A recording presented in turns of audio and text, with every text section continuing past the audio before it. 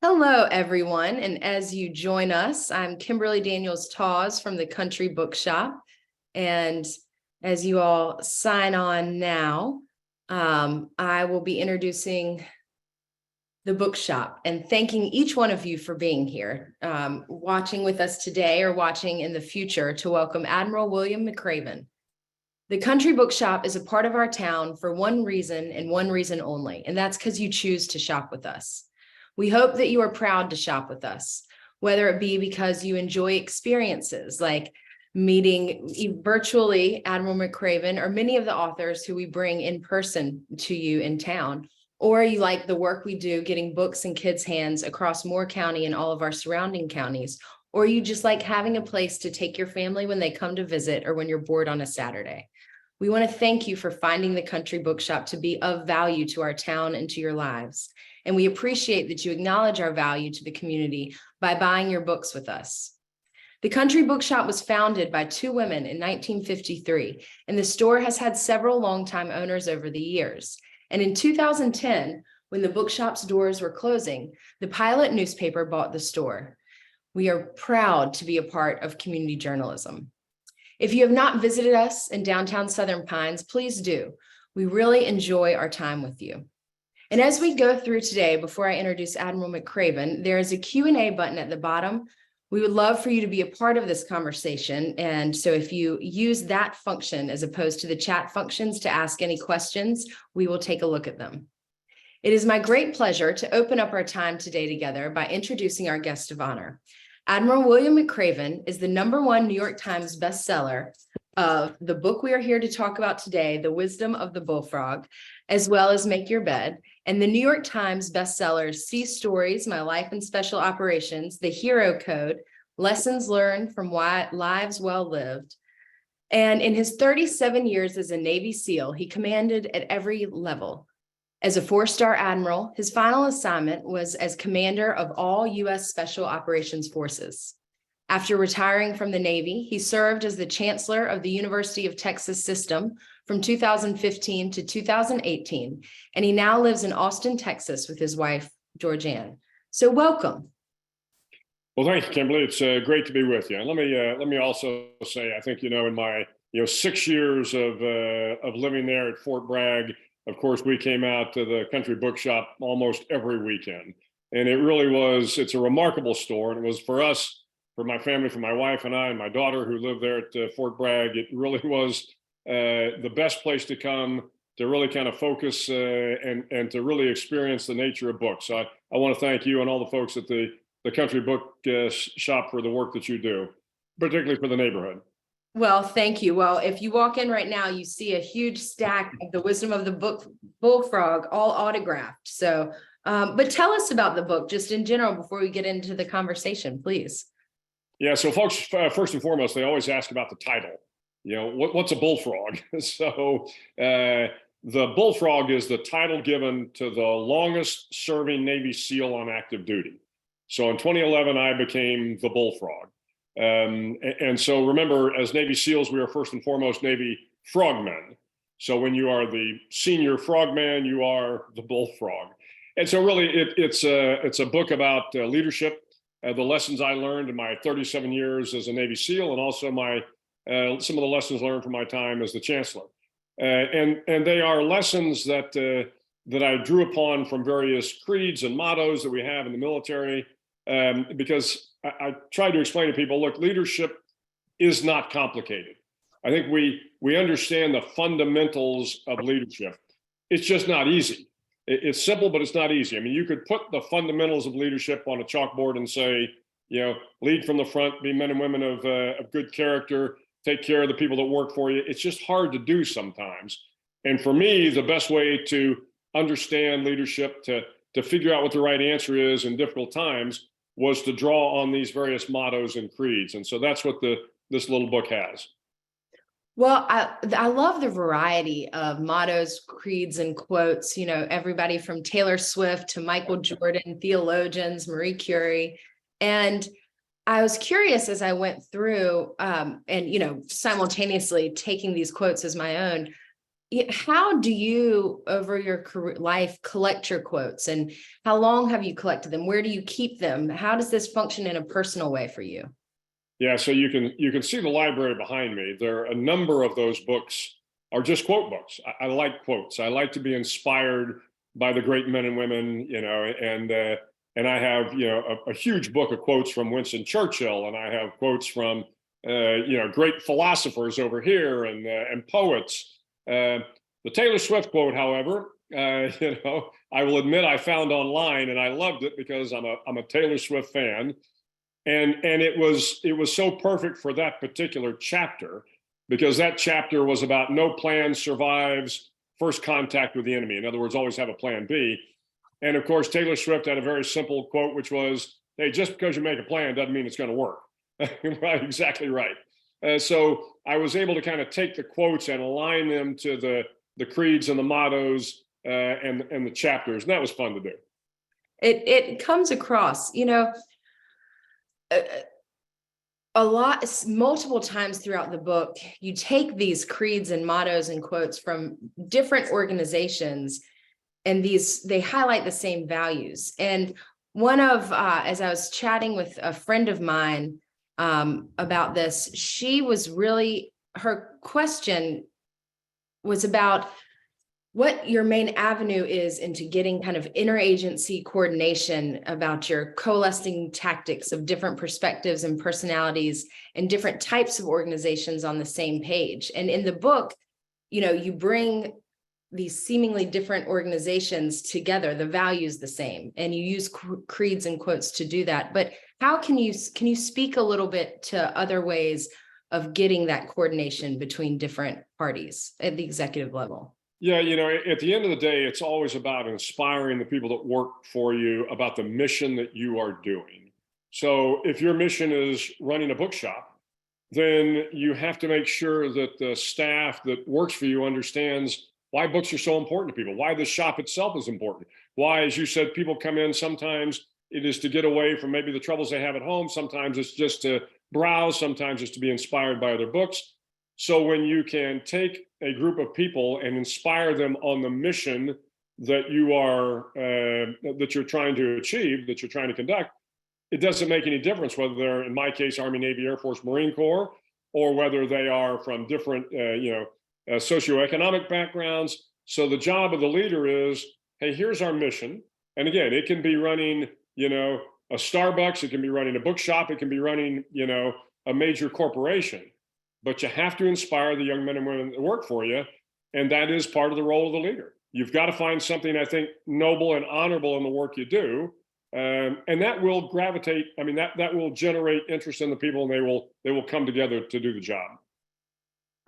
In the book, you tell the story of a new desk or a new to you desk during a new job. And I was wondering if you could speak to that story. And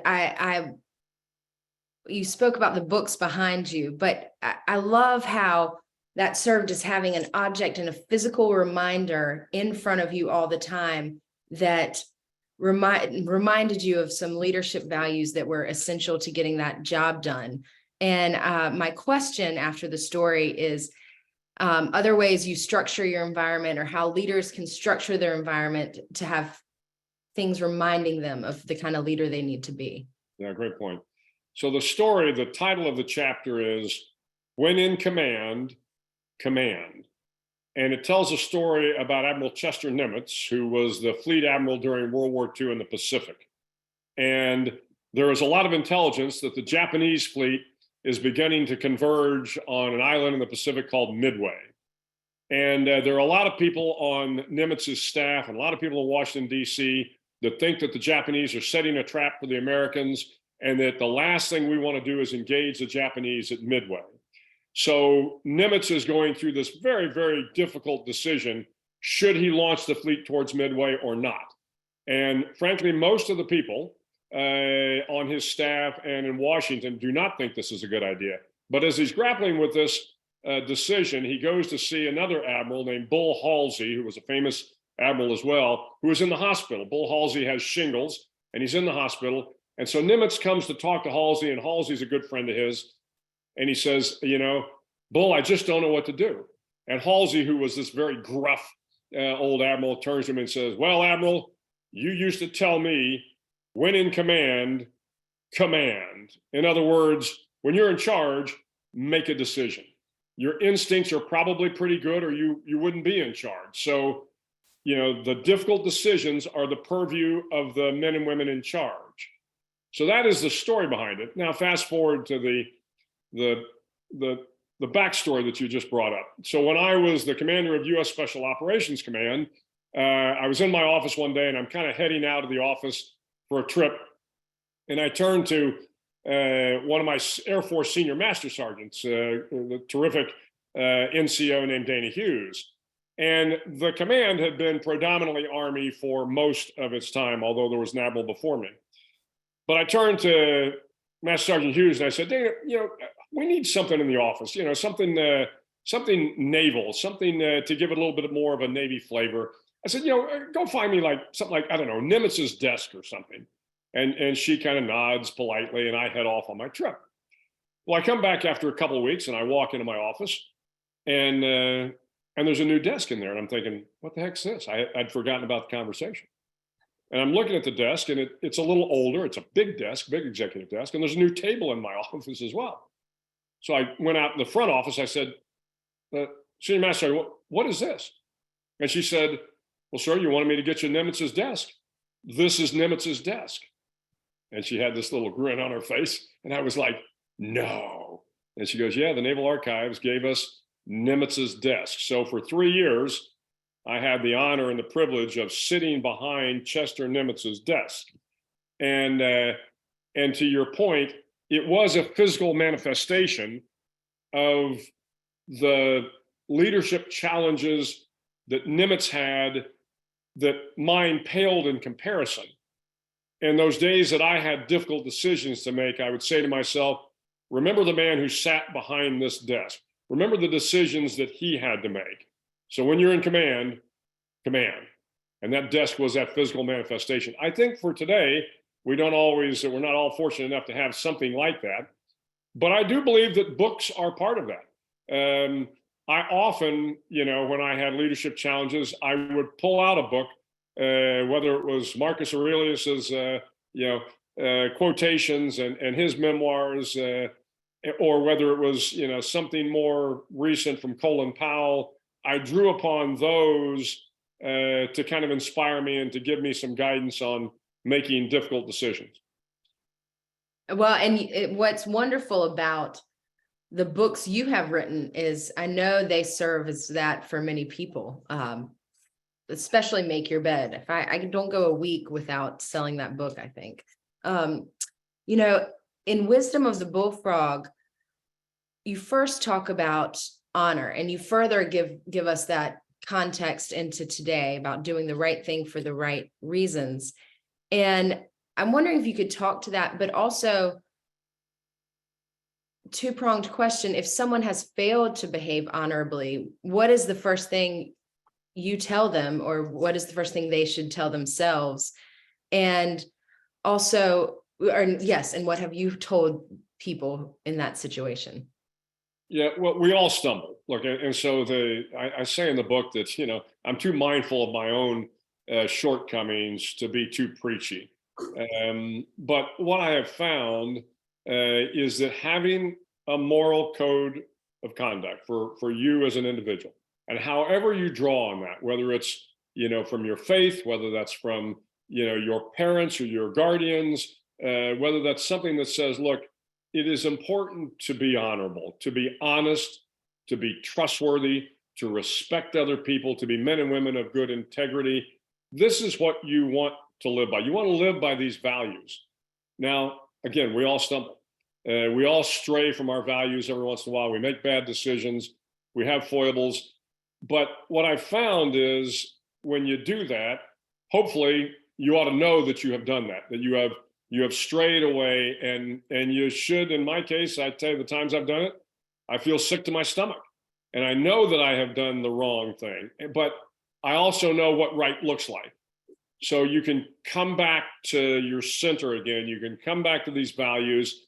and try to do the best you can to, heal the injuries, mend the wounds, and get back on the right path, because we're all going to stray. But again, when you have an anchor point, when you have that kind of code of conduct, personal code of conduct, I think it really helps. And what I tell folks when they make mistakes is, look, like I said, we're all human. We all make mistakes. Try not to make it again, and realize that the ends don't always justify the means. And I talk about in the book a lot of times that, whether you're a big corporation like Enron, or whether a university that's trying to win a national championship, if you deviate from what is honorable, eventually it will catch up to you. And whether it's a personal catastrophe or bad for your company, it's going to catch up with you sooner or later. I like how you have the Hippocratic Oath in there, if you want to mention that. Yeah, the Hippocratic Oath, there's one part of it that says, it's about the oath, of course, and it says if you violate your oath, then basically karma will get you, that you will lose the respect of all men and women for all times. And I do think, as far back as the Hippocratic Oath goes, I think people understand that. Look, if you violate the basic tenets of decency and honor, sooner or later, all men and women will lose respect for you. So much of your book has to do with how to balance these tenets of leadership, how to be bold, but how to be humble, and the, diving in between those. As you look at these key leadership values that are core to being a good leader, can you talk, is one more central than all of the rest, or do the rest come from one? You've laid them out all so clearly.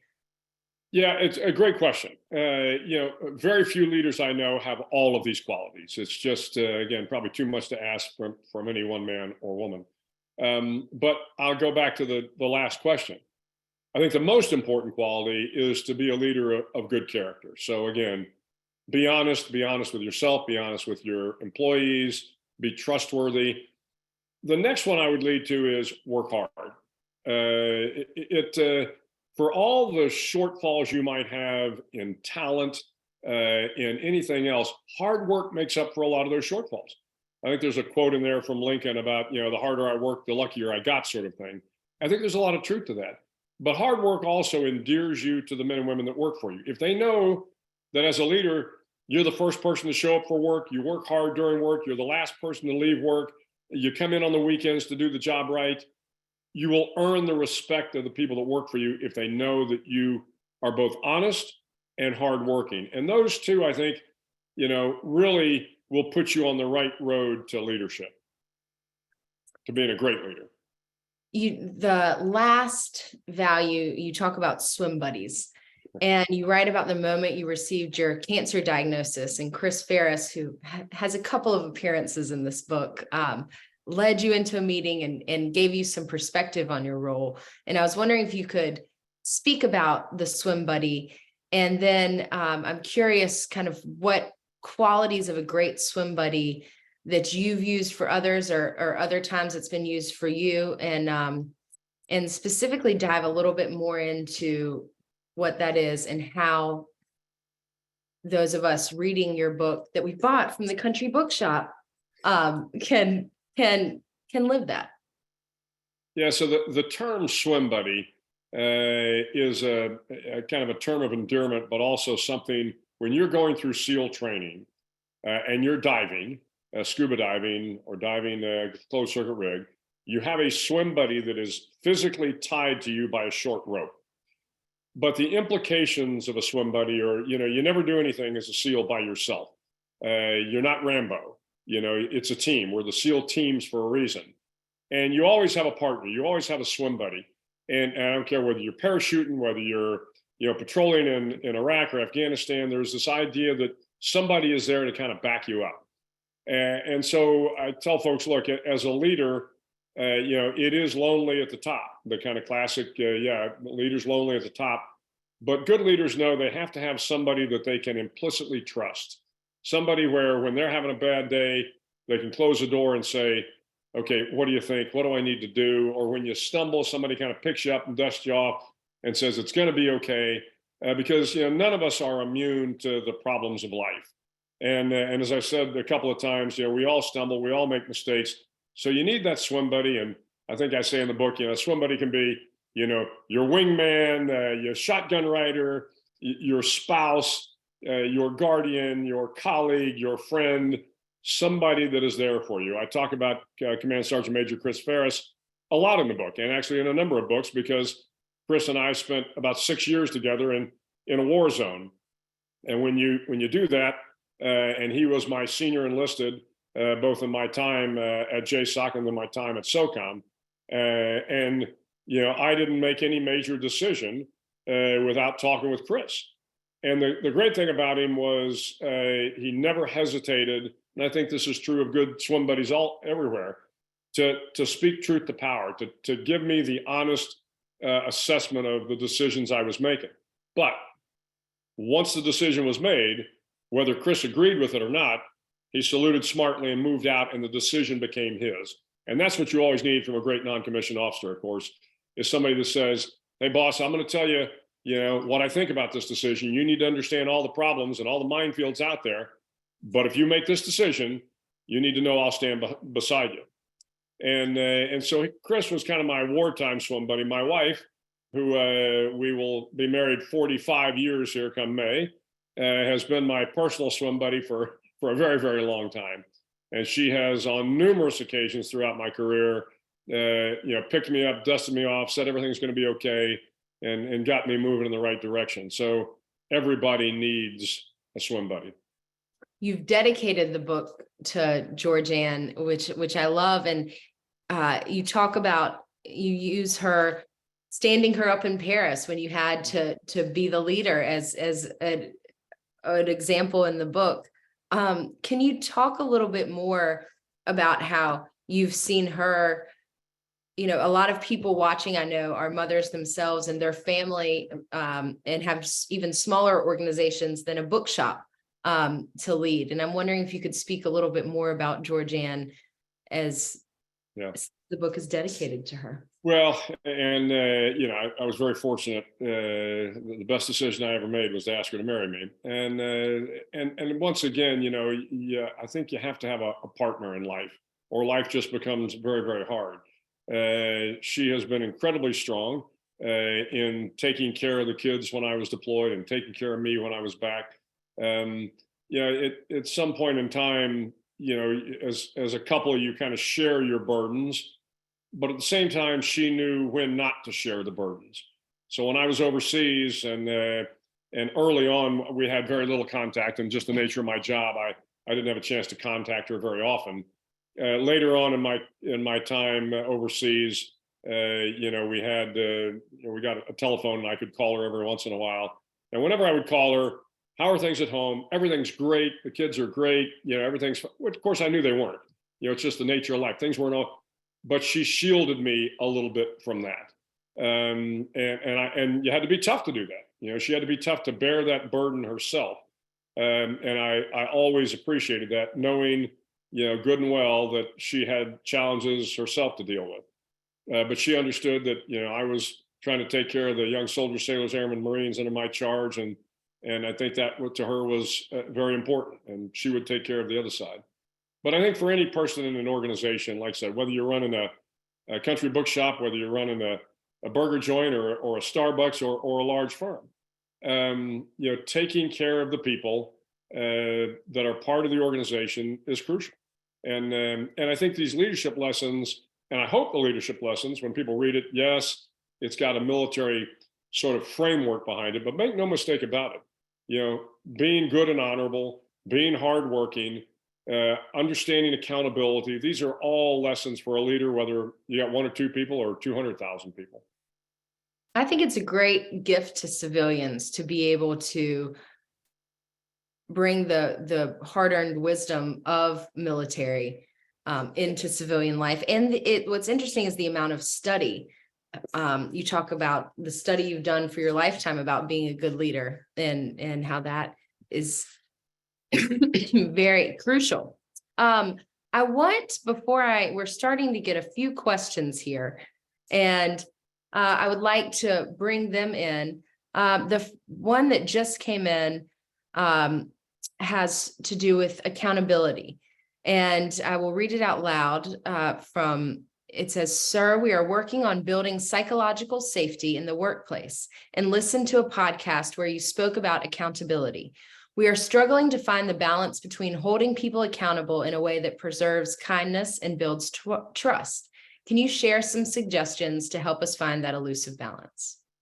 Yeah, I think whenever you are going to hold people accountable, they have to understand right up front what they're being held accountable to. So this gets back to, in organizations, there is an understanding, hey, here's what's expected of you. You show up on time, you work the full work day, you do what we ask you to do. I mean, what are the issues that you're dealing with? And what are the expectations for me as an employee? So if you have an onboarding process and you say, look, here's what our expectations are, come in, work hard, show up on time, work hard, be respectful to your colleagues, don't lie, cheat, steal, or tolerate those who do. You lay out very clearly what the expectations are. And then if they fail to meet those expectations, you can come back and have a candid conversation, always difficult, but you can have a candid conversation with them and say, look, we told you when you joined this organization that these were the expectations. You didn't do this. You aren't a good teammate, but you can probably be a better teammate. And of course, you can't just come in and criticize the individual. You have to come in and say, look, you're falling down on this aspect of the things we listed for you, but here's what we think you need to do to get back up to standards, because we're holding you accountable to certain standards. And every organization ought to have standards. If you don't have standards and you come back and you say, hey, you shouldn't have done that, and they said, well, I didn't know I was supposed to do that. Of course, there are some things that you would think every employee would know. But in some cases, it's easier if you have, again, you have a document that says, here's what we expect of you. 1, 2, 3, 4, 5, 6. And then, of course, there's an overarching one. Hey, be good to your colleagues and be a good team player. And people should know what that means. And also throughout the book, it's another thing that seems obvious that you touch on, and Michael, you should really read the book. I think it's wonderful, but just the constant reminder that everyone's human. And I really appreciated that as I was reading the book.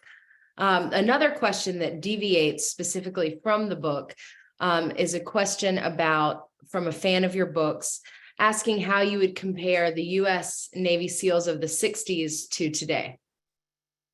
Yeah, interestingly enough, I think you would find there's very little difference.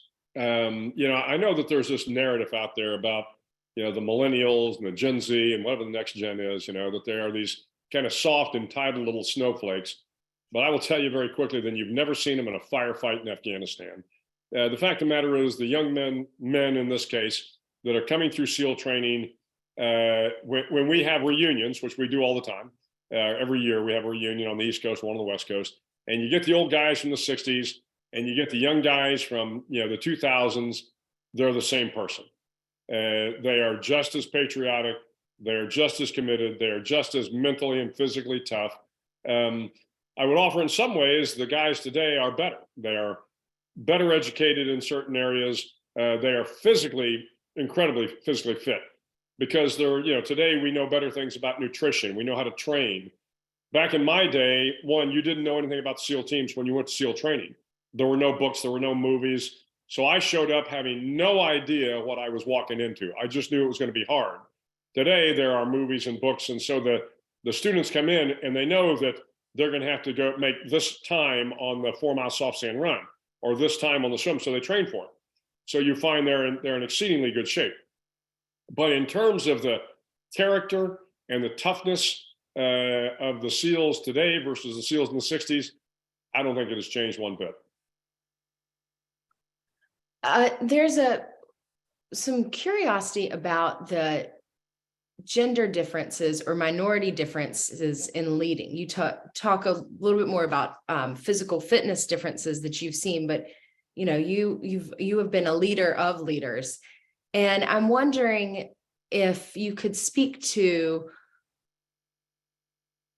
if women need to inherently lead differently than men or minorities might, or if you could speak to some of the disparities that you come to the table with, come and talk about how your leadership values might be more effectively used with different challenges. Yeah, I think leadership is gender neutral. It is, color blind. It is if it is done right. And so when we think, I worked for Dr. Condoleezza Rice, an incredibly talented, wonderful leader. And I didn't wake up every morning and say to myself, wow, I'm working for a Black woman. No, I just said, I'm working for Dr. Rice. And Dr. Rice was one of these persons that, again, terrific leader, had all the right leadership skills that I talk about in the book. I worked for Lloyd Austin, the current Secretary of Defense. I worked for Colin Powell. I've worked for Michelle Howard, one of the first Black women to become a 4-star in the Navy. And the leadership skills were the same. Now, everybody's a little different. So it's not just that it's about color or gender or orientation. You've got to find out who you are as a person and use those skills to your advantage. So if you are charismatic and you're good in a crowd, well, I don't care whether you are a woman, a man, white, black, brown, whatever, use that to your advantage. If you are quiet and reserved, and one of the best leaders I ever worked for was a guy named Admiral Eric Olson. And Eric Olson he was the first Navy SEAL 3-star, the first Navy SEAL 4-star. And he was quiet in a way that made you realize he was always thinking. He was probably one of the best decision makers I was ever around. And let me tell you, courageous beyond all words. And so he took this inner strength, this thoughtfulness, and that became the core of his leadership character. But he was still honest, hardworking, thoughtful, respectful. So I think all of these basics that I talk about in The Wisdom of the Bullfrog will apply whoever you are. Then you have to develop your own sense of your personality, your character, and add those as a layer on top of it. Doing the work and doing the study and reading the book is paramount. There's a question that's come in that we touched on earlier in our conversation about when you're in a situation where you have violated your own code of honor. And I want to bring that up again for you to address, since John has asked it. Yeah, sure. Yeah, so it is one of these ones, when you violate your own code of honor, you've really got to do some hard thinking. It ought to be obvious to you when you do it. It was obvious to me. And then immediately, in a couple of cases, it was because I violated the trust of someone else. And so I made a point of going to that person, sincerely apologizing, and they were quick to forgive me. And forgiveness is a great quality. I talk about it in the Hero Code, that I think it's one of the most important qualities of the heroes that I've spent time with. And when people forgave me for something that I did that was a misstep, it was always easier for me, frankly, to forgive people that offended me somehow. So when I violated my own honor code, I took the time to make it right.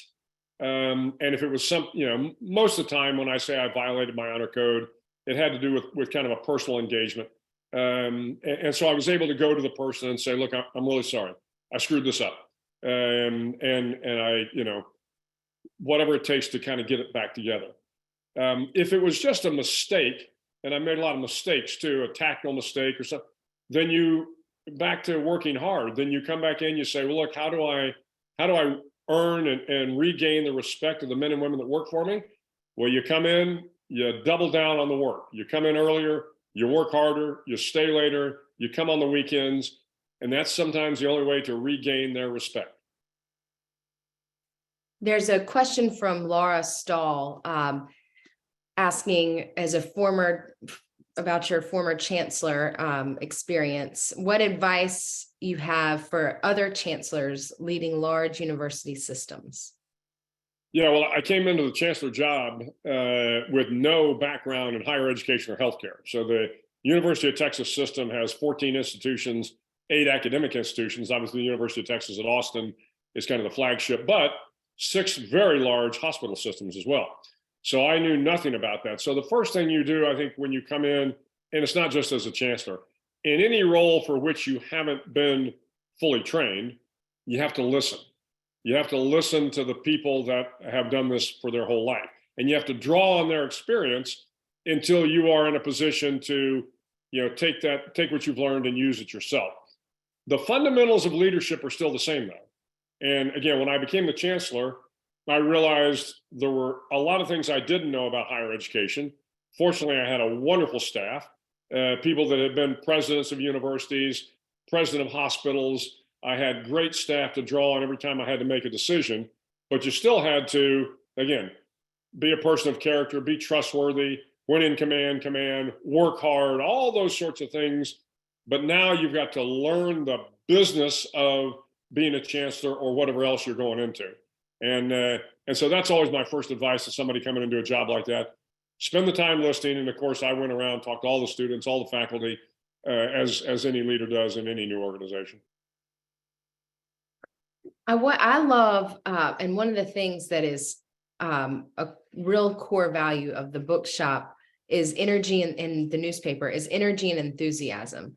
And you highlight it in the book, and I love seeing it. And I'm wondering if you could speak to that a little bit in the stories you use to illustrate it. Yeah, I talk about the fact that, a leader has got to bring it every day. And I think one of the stories I tell in this book is when I was in the White House at the time, but in 2001, prior to 9/11, I had a pretty serious parachute accident. Broke my pelvis apart, fractured my back, pretty serious. And I had been recovering. Then 9/11 happens. I get orders to the White House, and I'm there about a year doing my job, but at the same time trying to recover. And then we get invited down to. I get invited down to Little Creek, Virginia, where the other SEAL command is, and we're going to have a commanders conference. And so all the SEALs and the young SEALs gather there. And as we typically do as Navy SEALs, every morning we get up and we do a physical training exercise. So this particular day, it was going to be calisthenics and then a 10-mile run. And the 10-mile run was around a 2-mile loop of the local state park. Well, I could barely make it through the calisthenics because I'm still kind of broken up. And then we start the run, and I hang with them for all of about 100 yards. And then, of course, they all take off. Well, I'm doing the best I can. I'm kind of barely moving forward. And a few minutes later, the first runner, a young kid, very fast, comes zipping up to me. And I'm a Navy captain at this time, like an Army colonel. And I'm pretty senior. And he knows I've been in this accident. And so he kind of runs up beside me and he looks at me and he says, "Sir, what are you doing here?" And I didn't even know the nature of the question. I said, "What do you mean?" He said, "You've got nothing left to prove." And then he bolted off. And I wanted to grab him and tell him how wrong he was. And the fact of the matter is, every day, if you're a leader, you've got something to prove. Every day you come into work, you got to bring it. You can't take a day off. Now, you will every once in a while, and you'll regret it. But the fact of the matter is, the expectation as a leader is, guess what? It isn't about the perks. It isn't about the titles. It isn't about anything other than leading the men and women that work for you. That's the value of leadership. That's what you get as a leader. You get the honor of working for the people that are serving a particular mission. And if you ever get to the point where you think it's about you and it's about your promotion, it's about your rank, and then you're probably the wrong leader for the job. But the point I make is you got to bring energy every single day. And the days that you can't do that, then you need to think about moving on. Lisa Wells, who is the wife of a retired Marine and a huge fan of yours, as she makes her bed every day, has a question regarding her decision to dare greatly and run for office. But she's realizing that it could be something that exceeds her limitations. And she's wondering if you have ever come up against something where you have to decide whether to keep going or pivot or give up, and how do you handle this decision making? Yeah, it is a great question. And what I would ask you, Lisa, is if you are passionate about this, if you want to run for office and you think you can make a difference, then don't let anybody stand in your way. Make the decision and move out. Maybe you fail. Maybe you don't win the election. Maybe it doesn't make any difference. If this is something you're passionate about and this is good and honorable and noble work, then go for it. Go for it and put it all on the line.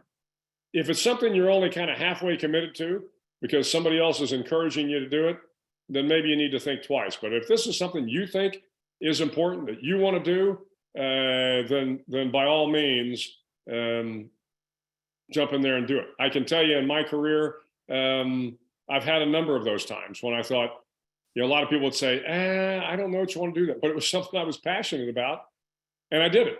Most of the time it worked out, not always, and not always, but that's all right. I still felt good about it even when it didn't work out, because you don't want to have any regrets that, well, I should have done that.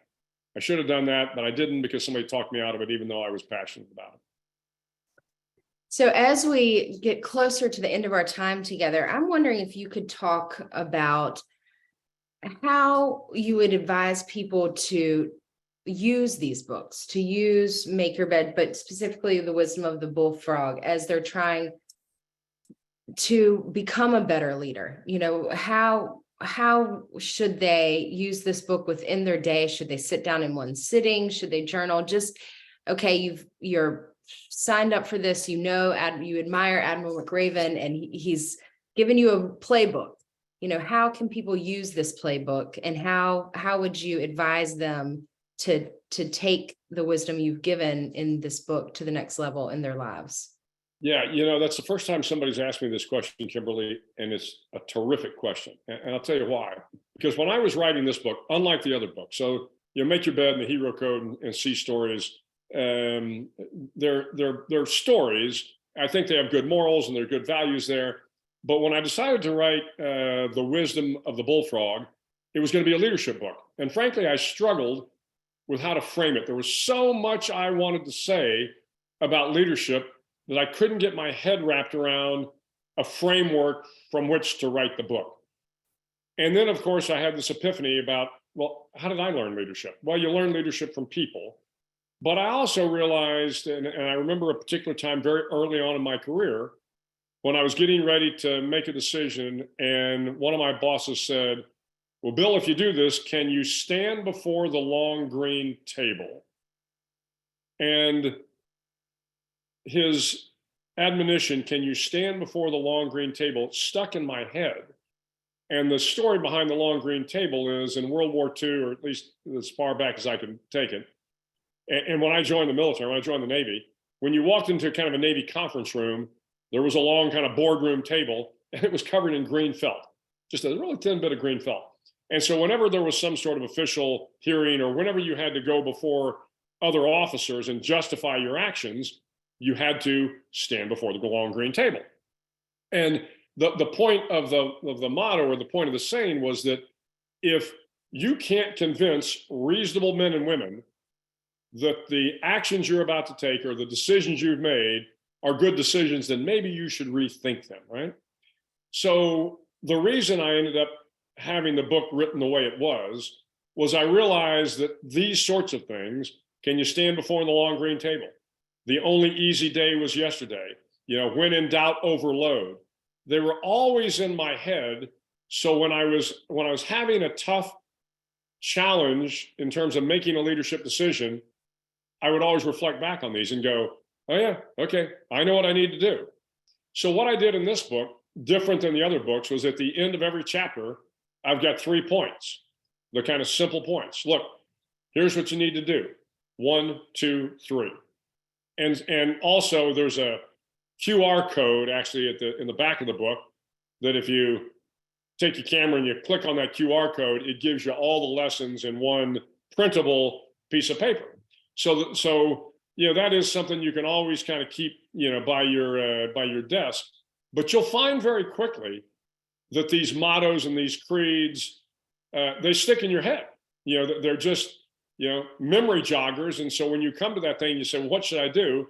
And you say, hey, sua sponte. Every ranger knows what sua sponte means. It means of your own accord. It means, guess what? Nobody else is doing it. Time for you to step up, right? So these things, I think, certainly helped me in my career, and I hope they will help those that read the book. I had to smile as I was going through, because you talk about how communication is so crucial. And I was like, well, this is a living example of how to clearly communicate ideas and make it so that it's easy to grasp, easy to go back. Just as a professional who looks at books, you did an excellent job there. Laura has a follow-up question. She said that her husband shared the same bunk space with you overseas in 2005. And the question is, do you still require little sleep and occasionally listen to music at bedtime? And if so, in addition to Taylor Swift, who are your favorite musicians or bands? I realized that I didn't sleep a lot. And 2005 was one of those times. I don't do well with little sleep. Unfortunately, I was forced to spend time, you get about 4 hours sleep a night. But frankly, when I became the commander, I told the guys and the gals working for me, I said, look, I'm going to get 6 hours sleep a night. Unless something is, breaking and it's bad and I need to be there, sleep is important. Sleep really helps you make better decisions. For me, believe it or not, I listen to white noise. I found that if I was listening to music, I focused on the music. If it was Taylor Swift or if it was somebody, I listened to the words, and that did not help me sleep. So I got to the point where, hey, you put of course, back then we didn't have the nice earpod or earbuds or whatever, which I have now. And, sometimes you're sleeping with these giant things in your head. That doesn't work. And I went to the trouble to have a little thing by my bed that just played, white noise, and that generally helped kind of calm me down and get me to bed. Well, I appreciate all of your advice that you've given us, including get some sleep. But it's today and your time today.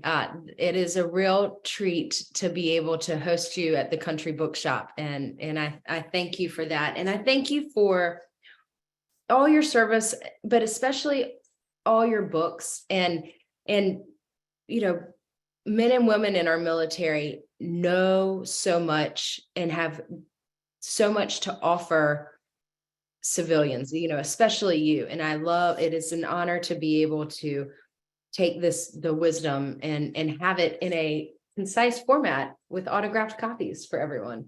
But again, thank you very much. Kimberly, thank you. And thank the folks at the Country Bookshop. Like I said, one of my favorite bookstores, and I appreciate all the work y'all do. Oh, wonderful. Well, come and see us, everyone. We will sell you the book, and we hope to see you soon. Thank you.